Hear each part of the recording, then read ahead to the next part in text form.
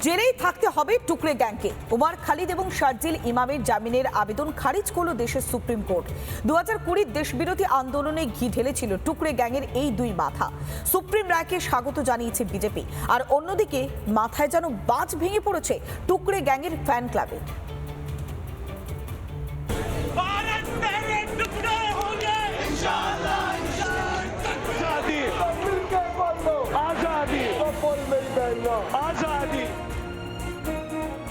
বড় ধাক্কা টুকরে গ্যাংয়ের, জেলেই থাকতে হচ্ছে শারজিল ইমাম এবং উমর খালিদদের।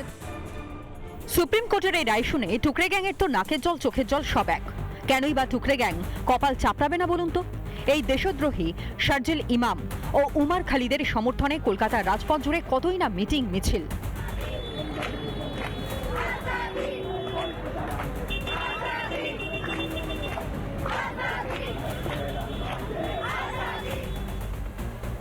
সোমবারও রাজপথে দেখা গেল বামেদের কাঁদুনি। সরকার অ্যালিগেশন দিয়েছে, অ্যালিগেশন দিলেই কেউ অপরাধী হয় না। তার বিরুদ্ধে কি প্রমাণ পেয়েছে এতদিন 5 বছরে সেটা মোদী সরকার জানায়। সুপ্রিম কোর্ট কি আজকে সুপ্রিম কোর্টের জায়গায় আছে? বিচার ব্যবস্থাটা কি সেই জায়গায় আছে? তাহলে ওই রহিম ছাড়া পায় আর উমর খালিদ ছাড়া পায় না, এটা এরকম কথা। সোমবার সুপ্রিম কোর্ট স্পষ্ট জানিয়েছে দিল্লির হিংসায় বৃহত্তর ষড়যন্ত্র। উমর শারজিলি মূল অভিযুক্ত। বাকস্বাধীনতা জাতীয় নিরাপত্তার ঊর্ধ্বে নয়, দেশের নিরাপত্তা বেশি গুরুত্বপূর্ণ। ব্যাস, রায় শুনেই ফোঁস করতে শুরু করেছে টুকরে গ্যাংয়ের সমর্থকেরা। আমি এই যুক্তিটা কিছুতেই গ্রহণ করতে পারিনি যে দুজন ছাত্র তারা এমন ষড়যন্ত্র করলো যে ষড়যন্ত্রের ফলে গোটা ভারতবর্ষ নাকি ওলটপালট হয়ে যাবে।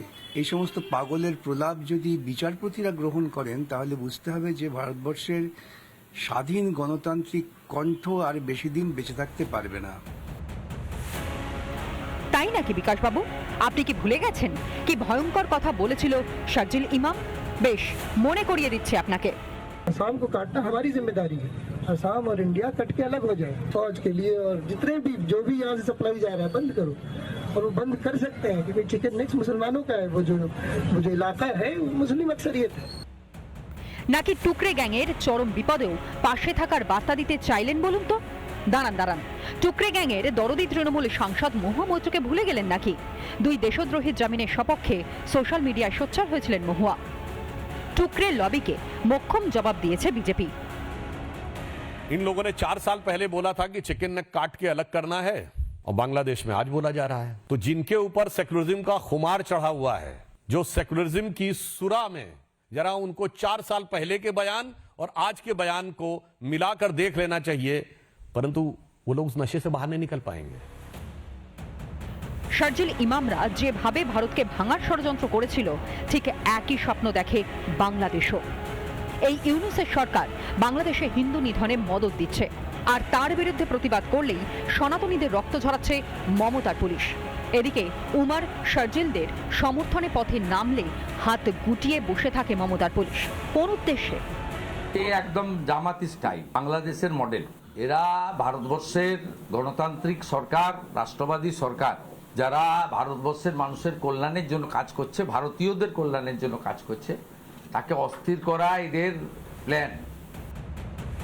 এনডিজোট যতই ফোঁস করুক, মানুষকে বোকা ভাববেন না। দেশের অবিচ্ছেদ্য অংশকে যারা আলাদা করার স্বপ্ন দেখে তাদের এক কথায় দেশদ্রোহী বলে। দেশদ্রোহী দরদীদের ক্ষমা করবে না দেশবাসী। রিপাবলিক বাংলা। নানা ধরনের কন্টেন্ট দেখার জন্য লাইক করুন, শেয়ার করুন আমাদের ফেসবুক পেজ, সাবস্ক্রাইব করুন আমাদের ইউটিউব চ্যানেল। পাশাপাশি অন্যান্য ব্রেকিং নিউজের জন্য অবশ্যই চোখ রাখুন রিপাবলিক বাংলায়।